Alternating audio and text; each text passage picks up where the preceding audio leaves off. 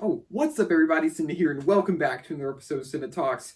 Say, don't mind me, I'm just looking at some old baby pictures. Oh look, there I am being born a year after the last non-remake mainline 2D Metroid game came out. Metroid has had a pretty depressing series history up to this point.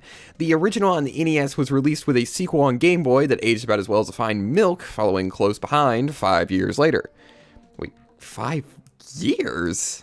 I could have sworn they were closer. Well, I'm sure that trend of huge gaps won't continue, right? Oh no. Yeah, after Super Metroid came out, the series was plunged into an 8-year hiatus, until Metroid Fusion released on the Game Boy Advance in 2002, at the same time as Metroid Prime on the GameCube. So Metroid fans were living it up for about 5 years, with Zero Mission, Prime 2, Prime 3, Prime Hunters, and then the series was put on yet another hiatus. Luckily for fans though, there was a new game on the old horizon, Metroid Other M, and this bad boy came equipped with state-of-the-art for 2010 Wii standard cutscenes and voice acting, and no one liked it. And since Other M sucked, the series just kinda stopped. Until 6 years later when we got Metroid Prime. Federation Force. This game is a spin-off, only set in the world of Metroid Prime. No one liked this game either. But thank goodness this announcement didn't completely destroy the series, because there was a new game on the horizon. Metroid Samus Returns, a full remake of Metroid 2 for the 3DS. Finally, Nintendo had something to show after giving us a trash spin-off, and then Metroid Prime 4 got announced at that same E3, and it's been 5 years, with the only update we've gotten is that they've completely scrapped the game and started over again. But at E3 2021, we got the announcement of Metroid Dread. This was actually super exciting for multiple reasons. First, Mercury Steam was making it, which I detail how good that is in my E3 video. And then the fact that it's Metroid 5 finally confirmed an end to the gap in brand new 2D Metroid games that is actually longer than I've been alive. So I can't even imagine the excitement of longtime fans hearing this announcement. So that brings us to today, with Prime 4 happening someday, maybe, and Mercury Steam working on 2D games, things are looking up yet again for Metroid fans. But how about Metroid Dread? Is it even a good game, or am I gonna dread talking about it? Let's find out. Metroid Dread was released on October 8th, 2021, to a lot of careful optimism. Apparently, after the initial hype of Samus Returns actually being a video game that came out, people realized that Metroid 2 has a lot of design flaws Returns didn't really fix. Like how linear it is, and how annoying and repetitive a lot of the boss design is, and oh boy, they listened. Yeah, Metroid Dread completely shattered basically every review ever. 10 out of 10s are being thrown around constantly, and with people saying that this is, without a shadow of a doubt, the best 2D Metroid game. And frankly, they're right. The game starts out right after the events of Fusion, after Samus escapes from the BSL ship, just in the nick of time after blowing up both the ship and the entirety of SR-388. Remember that name. And Samus receives a mission briefing about the dangerous X-Parasite being seen on a brand new planet, ZDR.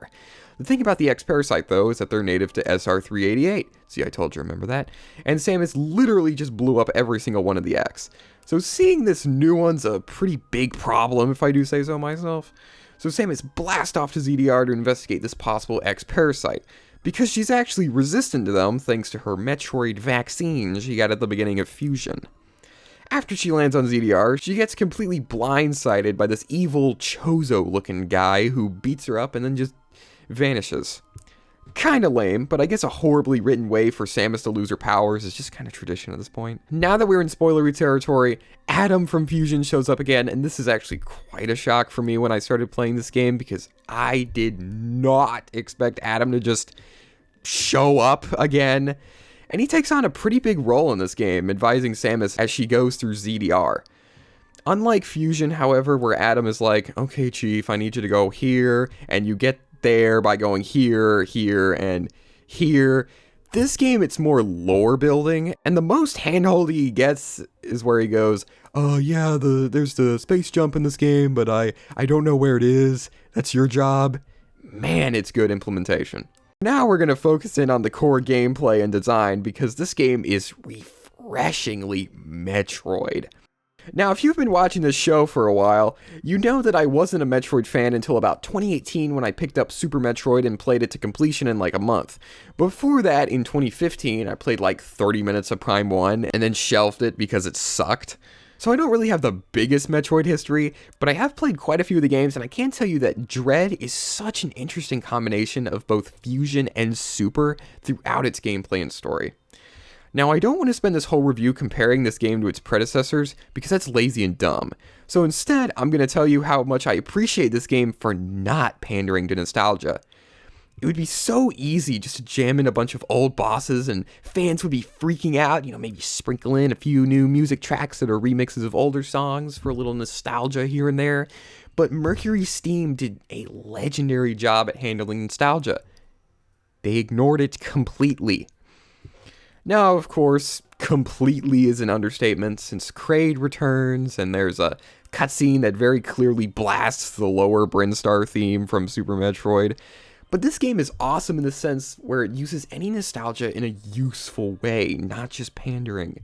For example, the Morph Ball, the first item you get. Sometimes you have it even before you start a game. In Dread, though, it takes you like 2 hours, like a quarter of the game, to even get the Morph Ball. And the new extensions to existing items are just so cool. The new Storm Missile allows Samus to lock onto an enemy and just the Cross Bomb allows those dumb paths with like 10 bomb blocks in a row to just, and then the Jump Boost is just like, and I think it's so cool because these are already linked to existing items.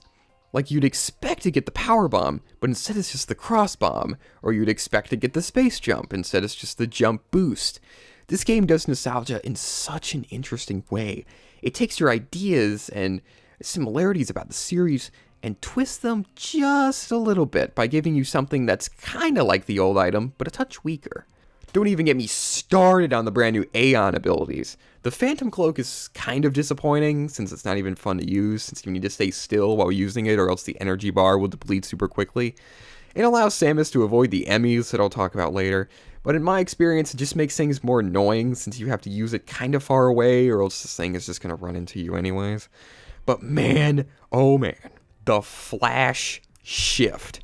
You hold down the A button and, oh my gosh, this thing is so freaking cool. It makes combat and movement so much more fluid compared to previous games. Dodging enemy attacks is so much more kinetic with the shift, and you can fly through rooms at light speed. It's so much fun. And the scan pulse returns from Samus Returns, and this allows you to release a burst of energy to locate blocks nearby. It isn't nearly as good as in Returns, but mostly because this game is so well designed, it doesn't really need to be. Your map already shows you a blinking light when an upgrade is nearby, plus there's very little Metroid garbage in this game. Like that part in Super Metroid where you need to realize phasing through walls is just something that you can do. Yeah, there's basically none of that here. The game is actually fairly linear, but they mask this very poorly with 400 cutscenes of Samus sitting in a train or teleporting to a different area. I don't mind too much since this game isn't too bad. The areas are segmented, kind of like Fusion, but expand on just sectors and use the fact that they're segmented to make progression more fun. And to solve the problem of linearity, they decide to have you zip between all of these regions on a pretty regular basis. It helps the pacing quite a bit, even if the cutscenes are really annoying. But I've glossed over the most prominent addition to this game, the Emmys. These bad boys are robots designed to search alien planets and collect genetic material. And the big brains over at the lab decided to outfit these guys with indestructible armor and insane agility. These guys are kind of like the SAX from Fusion, but unlike the SAX, the Emmys play a much larger role in the early games particularly. Back in my E3 2021 video, I talked about how worried I was about these, especially since something like this has the potential to be really frustrating. But no, they actually nailed the implementation of these things. They're segmented into different Emmy zones, so you know when to be on guard and when you can just run around. The fog, the vignette effect, oh yeah, there's danger afoot. And then you run away from it. And if you get caught, there's 2 points you can melee counter to escape them, which I thought was a nice touch, especially since the window is so tight. Plus, I think the timing changes so you can't just muscle memory it every time. I didn't even know there was a second point until someone used it in a video or something, which goes to show just how neat this game is in its design. And I think one of the best part about the enemy is that they don't just become these easy to destroy robots at the end of the game. They stay difficult. Heck, they even ramp up in difficulty later on, which I think is a great touch. So how do you defeat these things? Well, there's this Mother Brain looking thing that launches donuts from previous Mother Brain fights, which asks some lore questions that don't really get answered, so we're not going to answer them. You can grab this Omega Cannon that can blow up the enemy of that specific zone. So there are a bunch of Omega Cannons everywhere, but the gimmick is that you can only use the cannon in the enemy zone. So no cheating and blasting through the game here. Even using the ultimate enemy destroyer weapon is difficult to get right, since you have to blast apart the armor and then charge shot the enemy right in the face. And it's lurking towards you, even if you are blasting it, so it's about strategy and where to use it. Fantastic design on this, if I do say so myself. The boss design outside of the enemies are absolutely insane. These are some of the best bosses I've ever battled in my entire gaming career. There are so many interesting designs and attack patterns, plus the new upgrades and abilities make battling them so much fun. Like I said before, Kraid is the only returning boss, which is wild considering how much potential there was. My favorite boss was probably this gross looking guy, experiment number Z57. You first see him being worked on in the early game, and then he's gone. Ooh. So nearing the end of the game he comes back, and he's mad as heck. The bosses in this game notably do such a good job at utilizing your abilities. So the storm missiles are the key in knocking the HP boosting tentacles loose, and the speed booster can even nab you a quick KO in this attack right here. And all the bosses are just so quick and well designed, and they're tough too. They do such a great job at incentivizing you to go back and grab all the missile upgrades and energy tanks, which not a lot of Metroid games have done before, and I think should be the norm. Since the last thing I want to do in a game like Super Metroid is go back for 100% completion, even though I know the final boss is relatively easy. But this design wouldn't be nearly as fun to traverse through if it weren't for the legendary movement system at play here. This game makes Fusion's crisp movement look like Super Metroid. 60 FPS, buttery smooth animation. There's just a speed and fluidity to everything in this game. The visual design is also really solid here. Lots of interesting looking areas that we normally only see in the Prime games. The segmented design allowed the art team to get nice and creative with a lot of these areas, and they look so good. The visual effects are also pretty crisp. Samus's beams look better than ever, and the speed booster, whoa! There's a lot of sci-fi flair in this game, but I love that they don't overdo the effects either, like you see with a few of these sci-fi games nowadays. The sound design follows this trend too. It feels very similar to Fusion, which makes sense considering that it's a sequel to that game.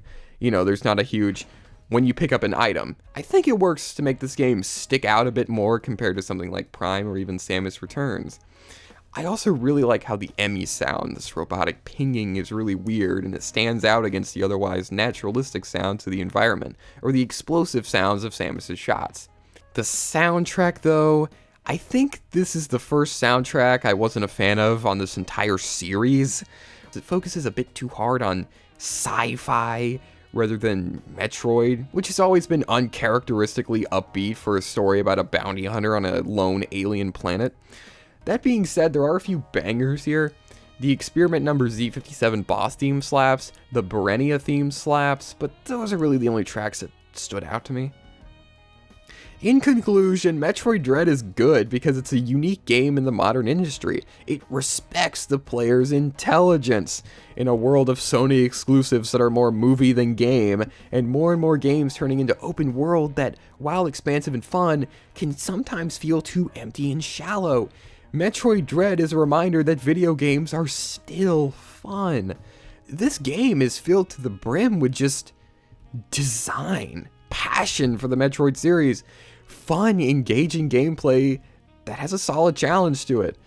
Overall, Metroid Dread is probably the best Metroid game of all time. It's just that good.